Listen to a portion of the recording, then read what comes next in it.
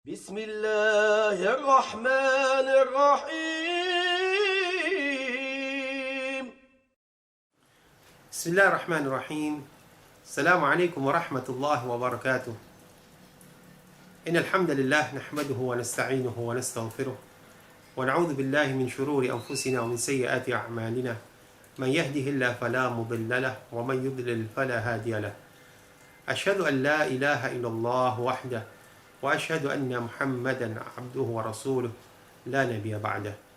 Ikhwani fillah, azzakumullah.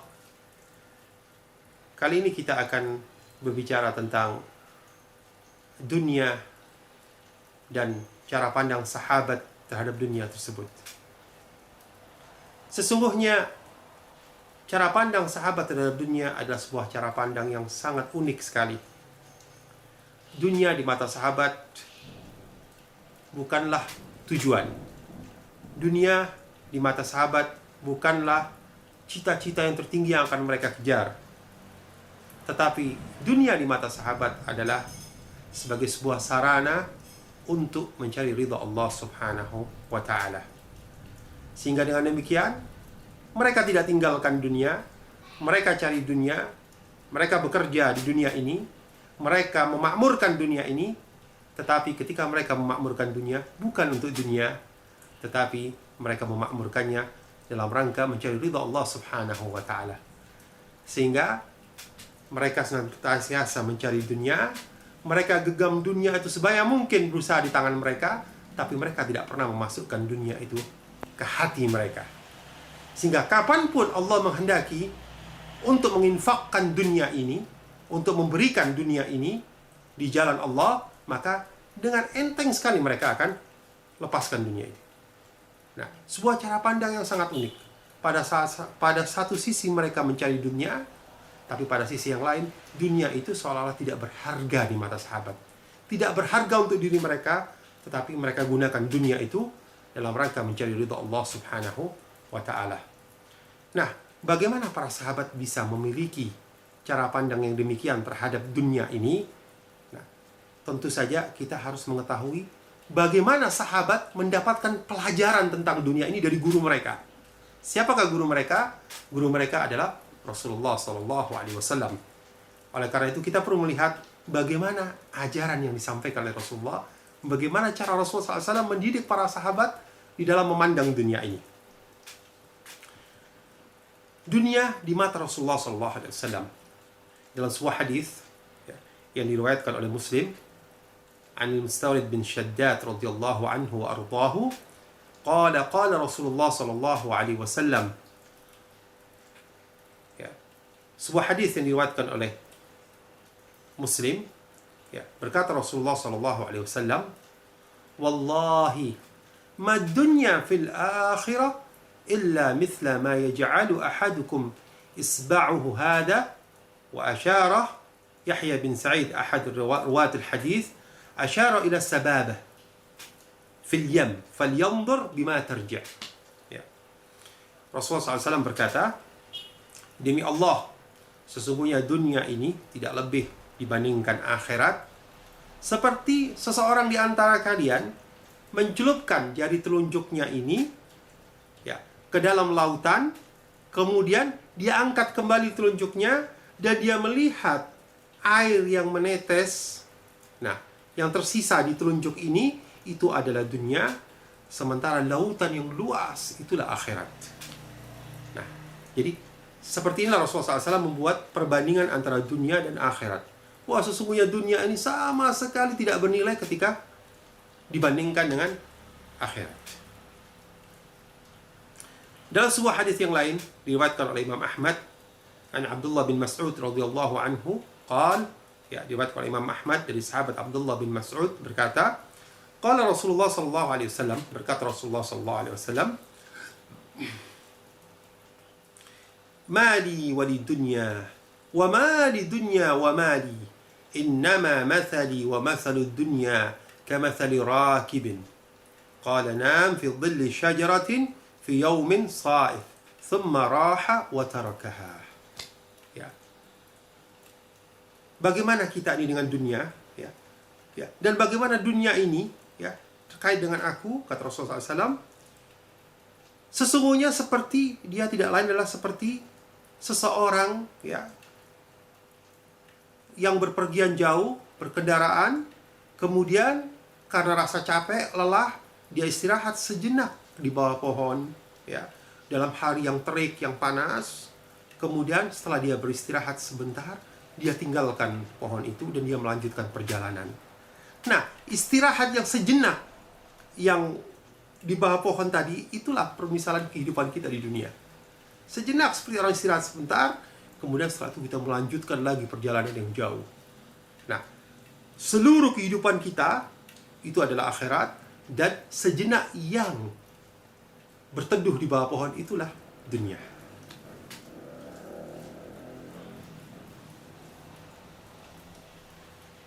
Dalam sebuah hadis lain, Rasulullah SAW yang diriwayatkan oleh Muslim an Jabir radhiyallahu anhu, anna Rasulullah SAW marra bisuq, ya, dan diriwayatkan oleh Imam Muslim dari sahabat Jabir radhiyallahu anhu, anna Rasulullah SAW lewat di pasar, ya. Kemudian ketika Rasulullah SAW lewat di pasar itu, Rasulullah SAW mendapatkan seekor bangkai kambing. Seekor bangkai kambing yang cacat. Kemudian berkata, "Tsumma qala, ayyukum yuhibbu an yakuna hadha lahu bidirham?" Ya. Siapakah di antara kalian yang mau untuk membeli bangkai kambing yang cacat tadi itu? Ya. Jadi asad itu adalah kambing yang cacat. Cacatnya adalah bahwa telingahnya lebih panjang yang satu daripada yang lain. Begitu. Siapa yang mau bangkai kambing ini dibeli dengan 1 dirham? Faqala sahabah, maka para sahabat berkata, "Ma nuhibbu annahu lana bi syai' ya Rasulullah." Ya Rasulullah, jangankan dengan 1 dirham, dengan cuma-cuma pun kami tidak menghendakinya ya Rasulullah. Wa ma nasna' bihi. Apa yang kita bisa perbuat dengan bangkai tersebut? Walau akhadnahu madza naf'al bihi. Kalau kami ambil, apa yang bisa kita perbuat? Thumma qala Rasulullah alaihi wasallam, kemudian Rasulullah SAW berkata, "Atuhibbuna annahu lakum min ghairi thaman?" Maukah kalian apabila aku berikan bangkai ini tanpa harus membeli? Cuma-cuma. Qalu, mereka berkata, "Wallahi law kana hayyan lakana 'aiban." Demi Allah ya Rasulullah, seandainya kambing ini hidup pun, dia adalah kambing yang cacat, yang ada aibnya. Innahu asad, dia cacat, fa kaifa wa huwa mayyit.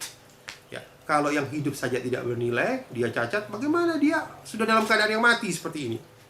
Faqala sallallahu alaihi wasallam, kemudian Rasulullah SAW berkata, ya, "Wallahi ladunya ahwanu 'ala Allah min hadza 'alaikum." Ya, demi Allah, sesungguhnya dunia ini lebih hina di mata Allah Subhanahu wa taala, lebih rendah di hadapan Allah Subhanahu wa taala dibandingkan kalian melihat bangkai kambing ini. Kalau kalian melihat bangkai kambing ini ya begitu hina dan tidak bernilai, bahkan diberikan cuma-cuma saja tidak mau, Allah Subhanahu wa taala melihat dunia ini jauh lebih hina dibandingkan bangkai kambing ini. Ini di antara pelajaran-pelajaran diberikan oleh Rasulullah SAW kepada para sahabat tentang bagaimana cara mereka memandang dunia ini. Ya. Dalam sebuah hadis lain yang diriwayatkan oleh Tirmidzi, wa qala hasanun sahih. Ya. Qala Rasulullah SAW, berkata Rasulullah SAW, "Lau kanat ad-dunya ta'dilu 'inda Allah janaha ba'udah."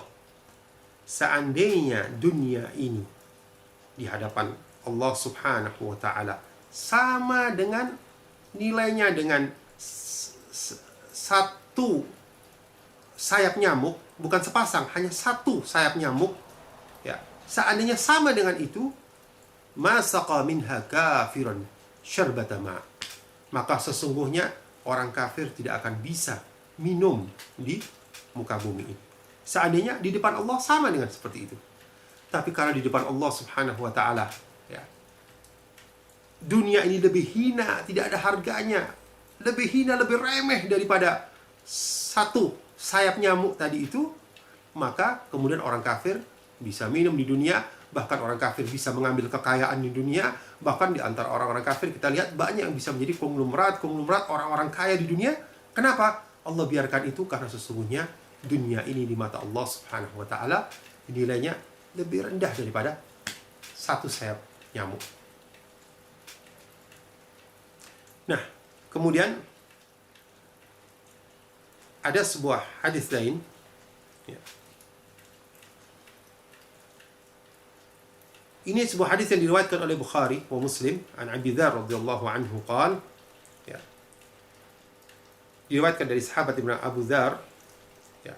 Kuntu amshi ma'an Nabi sallallahu alaihi wasallam. Ya. Pada suatu saat saya berjalan bersama Nabi. Ya. Fi harratil Madinah, di perkampungan Madinah. Fastaqbalna Uhud. Faqal, ya, kemudian kami berjalan dan di depan kami terlihat gunung Uhud. Kemudian Rasulullah SAW berkata, "Ya Aba Dzar, wahai Aba Dzar." Qultu labbaik ya Rasulullah. Qala ya Aba Dzar, ayyu jabalin hadha? Ya. Wahai Aba Dzar, gunung apakah itu? Gitu. Ya, bukan Rasulullah SAW tidak mengetahui bahwa yang di depannya itu adalah gunung Uhud, tetapi Rasulullah SAW, ya, ketika memberikan pelajaran kepada para sahabat supaya mereka langsung berinteraksi dengan materi yang disampaikan itu, kadang-kadang memberikan permisalan dengan apa yang ada di depannya. Atau ini adalah salah satu teknik berkomunikasi dari Rasulullah untuk memancing perhatian Abu Dzar dengan menanyakan, "Ya Abu Dzar, apa gunung yang ada di depanmu itu?"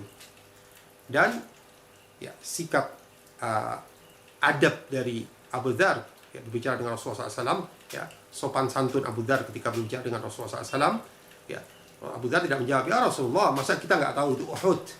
"Ya Rasulullah, jelas itu adalah Uhud." Abu Dzar tidak menjawab seperti itu. Abu Dzar menjawab dengan sopan, "Qultu Uhud ya Rasulullah." Itu adalah Uhud ya Rasulullah.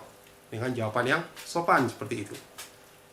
Kemudian Rasulullah SAW masuk kepada, ya,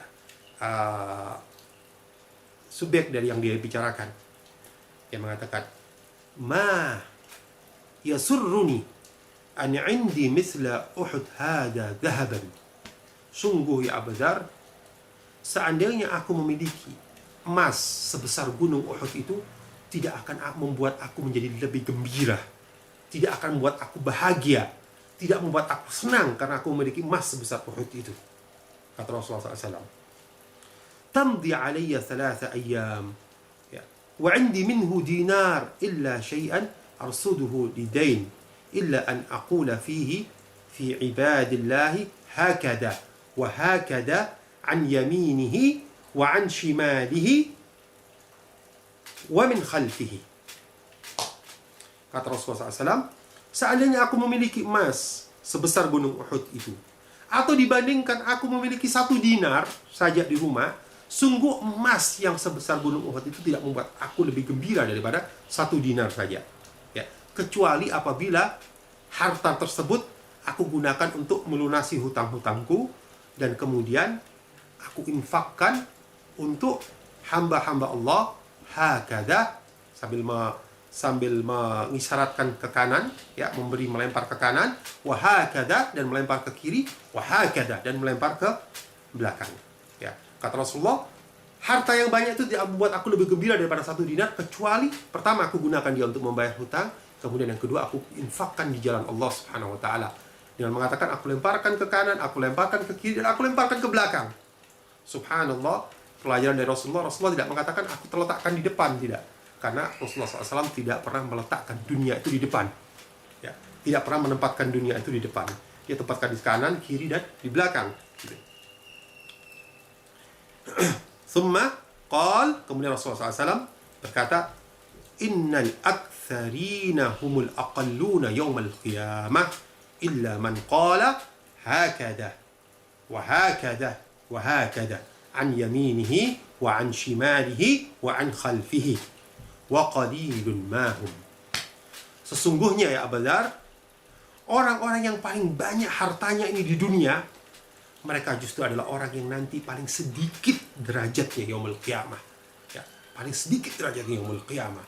Kecuali orang-orang yang banyak hartanya, tetapi dia berkata hakada, dia infakkan ke kanan, wa hakada, dia infakkan ke kiri, wa hakada, dan dia infakkan ke belakang. Dan sedikit sekali orang-orang yang bisa seperti itu. Nah, ini pelajaran diberikan Rasulullah SAW kepada Abu Dzar. Nah, itu tadi adalah pelajaran-pelajaran, contoh-contoh pelajaran yang diberikan oleh Rasulullah SAW kepada para sahabat, yang dimana di sini pelajaran ini membuat mereka menjauh, ya, tidak mencintai dunia. Nah, tetapi kita tahu bahwa Islam ini adalah ajaran yang seimbang.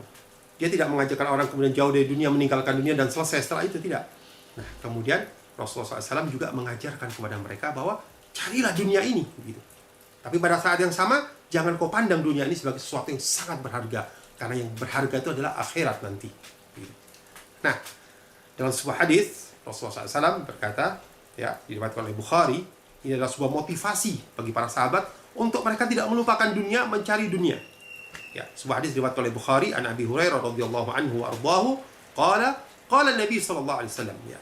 Berkata Nabi sallallahu alaihi wasallam, la an ya'khudha ahadukum habla thumma yaghdu ila al-jabal fayahtatibu fayabi'u fayakulu wa yatasaddaqu khairun lahu fi an yas'ala an-nas a'tuhu aw mana'uhu. Ya. Apabila seseorang di antara kalian, ya, mengambil tali, ya, kemudian dia naik ke gunung, ya, dia naik ke gunung, kemudian dia mengambil kayu, mengumpulkan kayu bakar.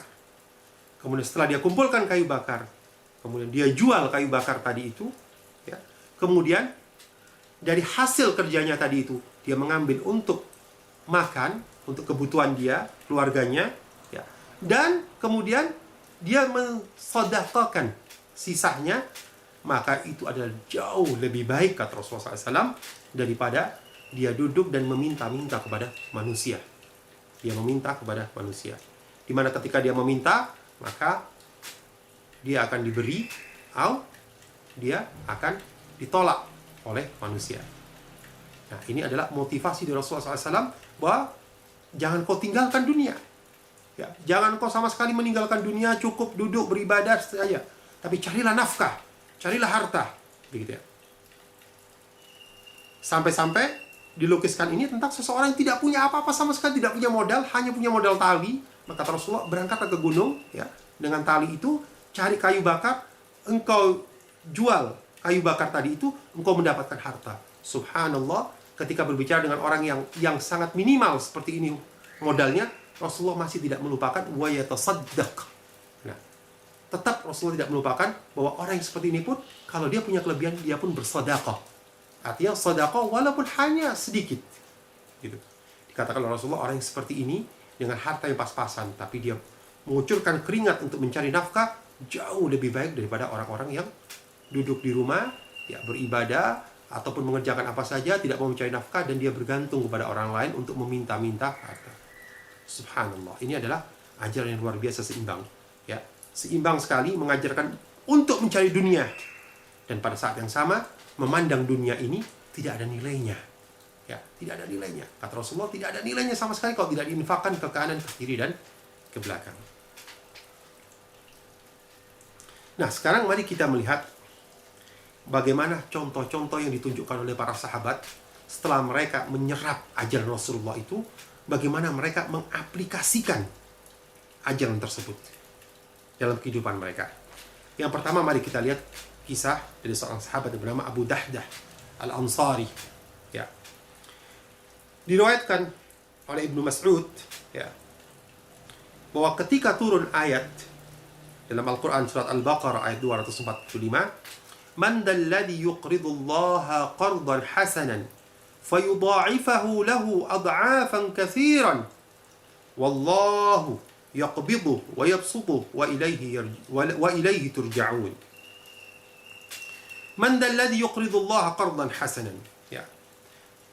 Barang siapa yang memberikan qard, ya, pinjaman kepada Allah dengan pinjaman qardun hasan, ya, maka Allah Subhanahu wa taala akan memberikan balasan dari pinjaman yang diberikan tadi itu dengan balasan yang berlipat-lipat dari jumlah yang diberikan oleh orang tersebut.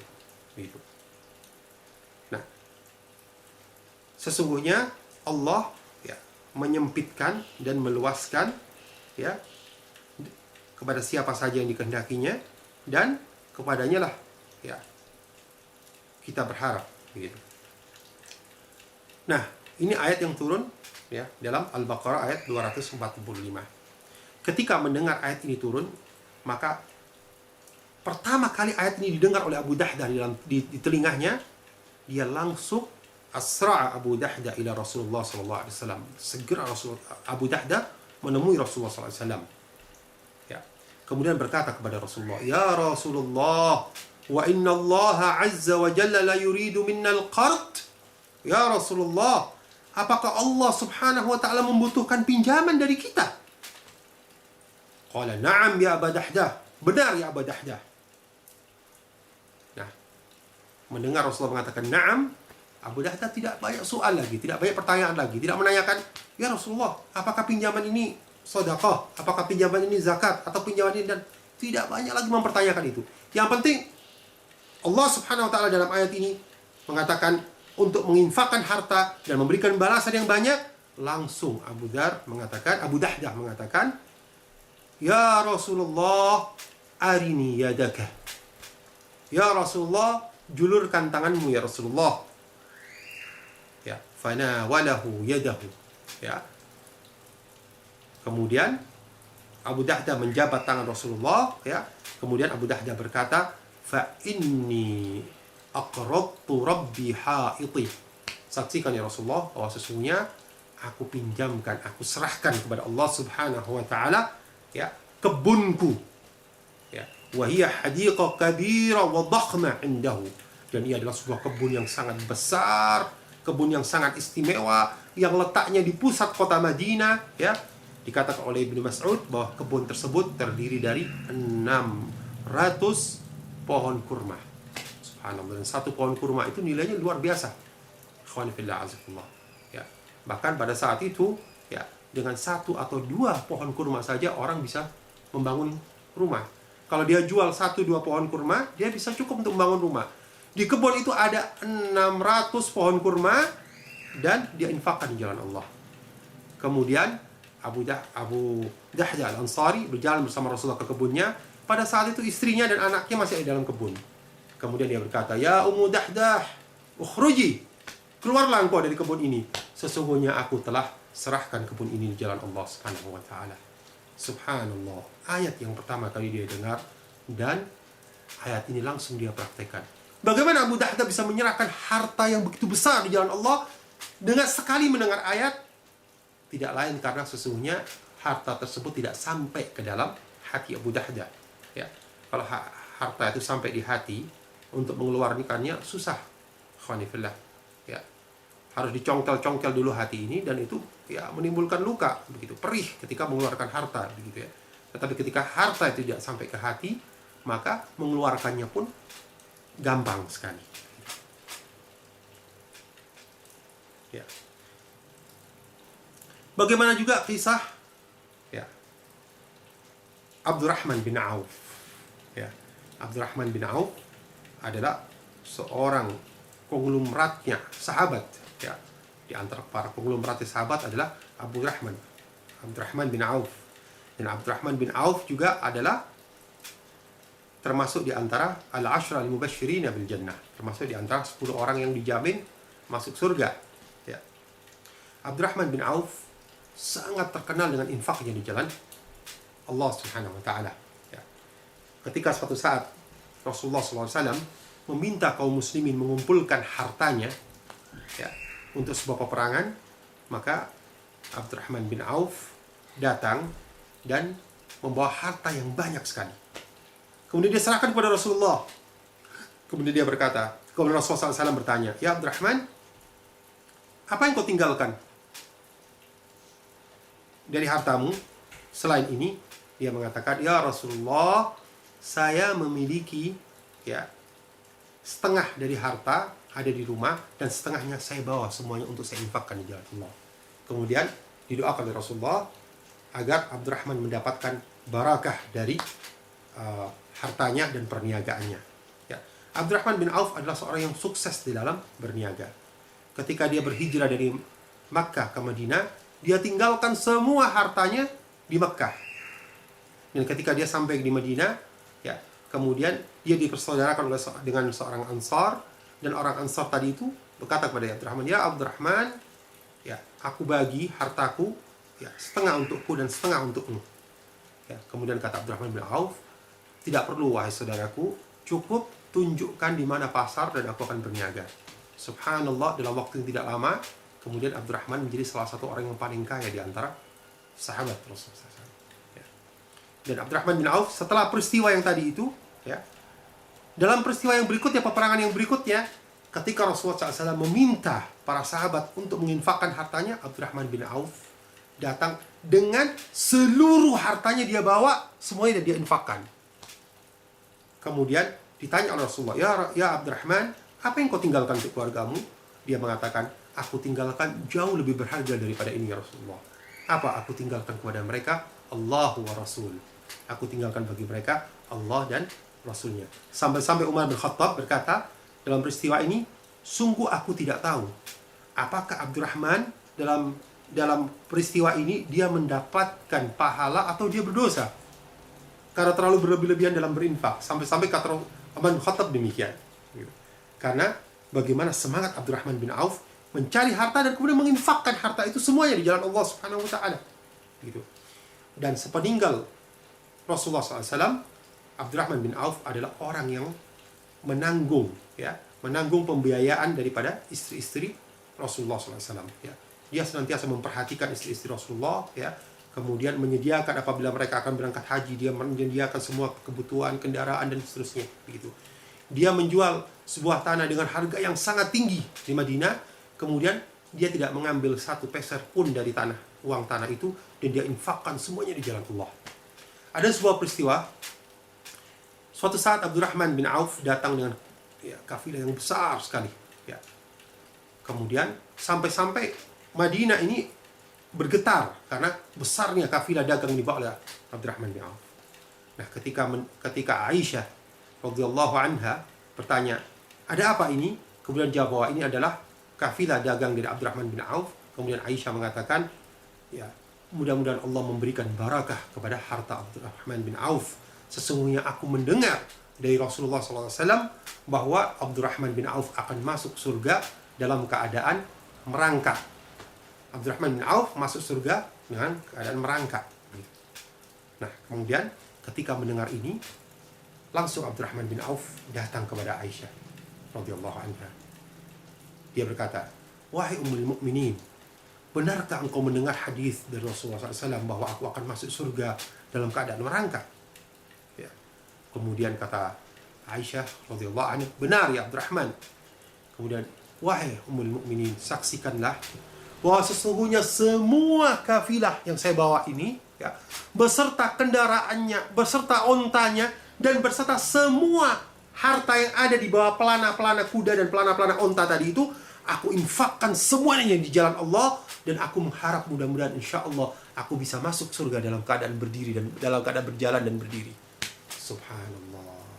Mendengar satu hadis, dia infakkan seluruhnya semuanya demi supaya dia masuk surga dalam keadaan berdiri. Padahal dalam keadaan merangkak pun dia masuk surga, sudah terjamin. Bedanya apa dengan kita? Gitu. Kita ini ya sama sekali tidak ada jaminan apakah mau masuk dengan merangkak ataupun nggak ada jaminan.